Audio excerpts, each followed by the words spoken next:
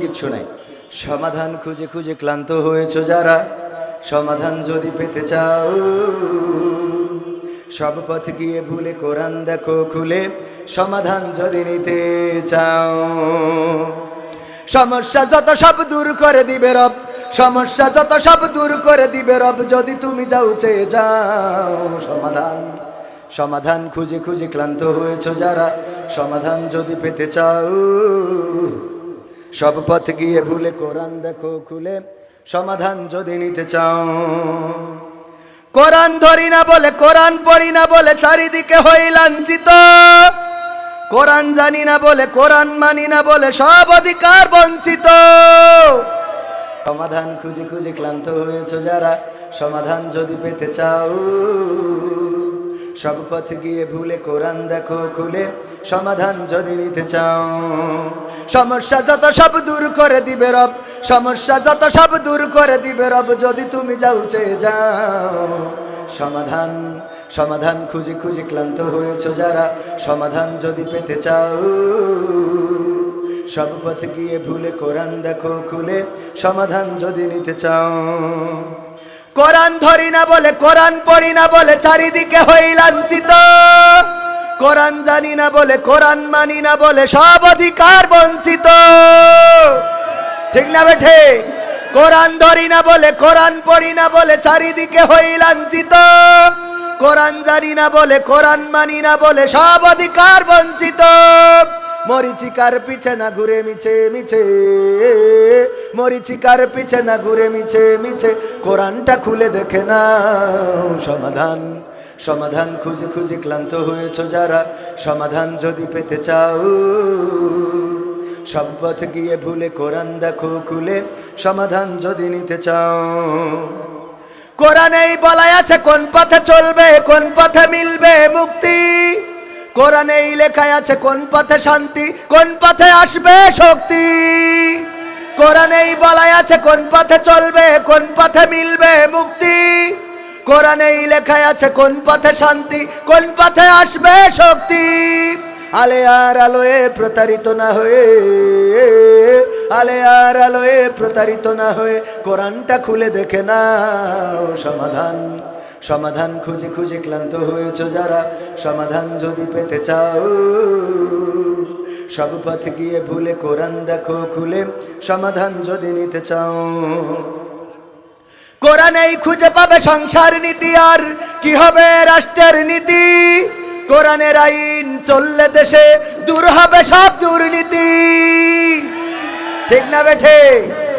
আপনাদের এখানকার সংসদ সদস্য উনি কোরআনের 11 পারার হাফেজ, জানেন কি না? জানেন তো আপনারা?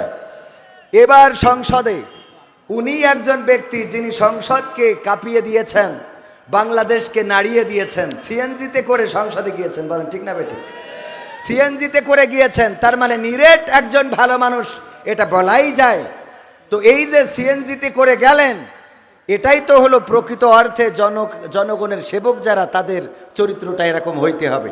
এবং উনি যেদিন সংসদ সদস্য থেকে অব্যাহতিতে যাবেন, অথবা উনি আর নির্বাচন করবেন না, অনির্বাচিত হবেন কিংবা ফেল করবেন, যাই করবেন, মোটামুটি শেষের সংসদের দিন যেদিন বের হবে, ওই দিন যদি উনি সিএনজিতে করে বাড়ি আসে, তাহলে বুঝে নিতে হবে যে এই 5 বছরও উনি নিরেট দায়িত্ব পালনে সচেতন এবং মানে ঠিক ছিলেন। ঠিক না বে ঠিক? কারণ আপনারা জানেন মিশরের একজন গণতান্ত্রিকভাবে নির্বাচিত প্রেসিডেন্ট হয়েছিলেন মুরসি, নাম শুনেছিলেন না আপনারা? এই মুরসি নির্বাচিত হওয়ার পরে বলেছিল, আমি আজকে এখানে সরকারি ভবনে আসলাম খালি পকেটে, যেদিন চলে যাব ওই দিন যদি আমার পকেটে টাকা থাকে, তাহলে বুঝবেন আমি আপনাদের আমানতের খেয়ানত করেছি। তো আমাদের সংসদ সদস্য যিনি সিএনজিতে গিয়েছেন, উনি যে প্রমাণ করে দিয়েছেন উনি আসলেই জনগণের সেবক। এবং সিএনজিতে যে গিয়েছে, এটা উনার যাওয়ার মধ্যে অন্যতম কারণ আমার মনে হয় যে মাদ্রাসায় পড়েছেন, কোরআনের হাফেজ, এই জন্য কিছুটা হলেও মোটামুটি জানেন যে কিভাবে নেতা হইতে হয়। বলেন ঠিক না বেঠিক? দল যা করে করুক, নেতা ভালো হইলে তো অসুবিধে নেই। ঠিক আছে তো বাজার? দল নিয়ে আমাদের কোনো টেনশন নেই। দল যারা কোরআনের, শেখ হাসিনা যদি কালকে বলে যে সংসদে কোরআনের আইন কায়েম করে দিলাম, এই শেখ হাসিনার বিপক্ষে যাওয়ার আর কোনো রাস্তা আছে? এখন জামাতের আমির এসে যদি কয় যে না, ওর বিপক্ষে জাতেই হবে, আমরা মানবো? সর্বনার পীর সাহেব যদি ঘোষণা দেয় মানবো? ফুরফুরান, আটরশির, মাইজ ভান্ডারি, যে যেখান থেকে বলুক না কেন, সরকার ইসলামের পক্ষে যদি থাকে আমরাও তার পক্ষে আসি না নাই? আমাদের কথা বুঝাইতেই পারলাম না। হ্যাঁ, পুরোনো আমলের বই এখানে নিতেছে, কার কাছে ছিল? ভালো তো, আলহামদুলিল্লাহ। ও এই গিটা গাঁথি হবে নাকি? ভাস করতেস, যাক গাওয়ানি, অসুবিধা নেই। এই সময় কয়টা পর্যন্ত তা তো পান শুনো। আল্লাযী আরসালাহু বিল হাক্কি বাশীরান ওয়া নাযীরা ওয়া দাঈয়ান ইলাল্লাহি বিইذনিহি ওয়া সিরাজান মুনীরা। فقد قال الله تعالى في كلامه المجيد والفرقانه الحميد। সবাই পড়েন আউযু বিল্লাহি মিনাশ শাইতানির রাজীম। বিসমিল্লাহির রাহমানির রহিম। মিনহা খলাকনাকুম ওয়া ফিহা নুঈদুকুম ওয়া মিনহা নুখরিজুকুম তারাতান উখরা। وقال الله تعالى في شأن حبيبه إن الله وملائكته يصلون على النبي يا أيها الذين آمنوا صلوا عليه وسلموا تسليما اللهم صل على سيدنا مولانا محمد وعلى آل سيدنا দাও সাড়া দাও ওগো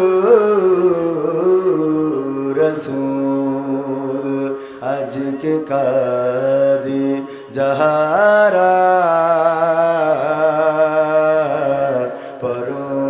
পরপারির কান্ডারি তুমি মোদের জানের পিয়ারা। আল্লাহুম্মা সাল্লি আলা সাইয়্যিদিনা মাওলানা মুহাম্মদ ওয়া আলা আলি সাইয়্যিদিনা মাওলানা মুহাম্মদ। আলহামদুলিল্লাহ। বুড়িহাটি হাফিজিয়া মাদ্রাসা ও নুরানিয়া এতিমখানার উদ্যোগে ২৮তম ঐতিহাসিক ওয়াজ মাহফিলের শ্রদ্ধাভাজন সভাপতি জনাব মোহাম্মদ হামিদুজ্জামান সাহেব, সভাপতি অত্র মাদ্রাসা। এছাড়া প্রধান অতিথি হিসাবে উপস্থিত থাকার কথা এসেছেন জনাব আবুল হাসান ফারুকি সাহেব। আলোচনা করেছেন আমার অত্যন্ত শ্রদ্ধাভাজন ব্যক্তিত্ব, আপনাদের এলাকার কৃতি সন্তান হলেও গোটা বাংলাদেশের জন্য গর্বের ইসলামী আলোচক শুধু নয়, রুহের খোরাক। আমি উনার আলোচনাও মাঝে মাঝে করি এবং অত্যন্ত চমৎকার আলোচনা করেন উনি। উনার ব্যস্ততার জন্য হয়তোবা আমার আগে কথা বলে গিয়েছেন, উনার পরে কথা বলার যোগ্যতা আমি এখনও অর্জন করি নাই। তো আমাদের শ্রদ্ধাভাজন ব্যক্তিত্ব মুহতামিম মার্কাজুন নূর মাদ্রাসার শ্রদ্ধাভাজন মুহতামিম জনাব মুফতি রেজওয়ান রফিকি সাহেব। এছাড়া আলোচনা করবেন আজকের মাহফিলের প্রধান আকর্ষণ, যার জন্য বসে রয়েছেন, অপেক্ষমান রয়েছেন, পীরজাদা আমার উস্তাদ, বিশিষ্ট ইসলামী চিন্তাবিদ, গোটা বাংলাদেশের আলোড়ন সৃষ্টিকারী বক্তা, আন্তর্জাতিক খ্যাতি সম্পন্ন মুফাসসিরে কোরআন হজরত মাওলানা কামরুল ইসলাম সাঈদ আনসারী সাহেব।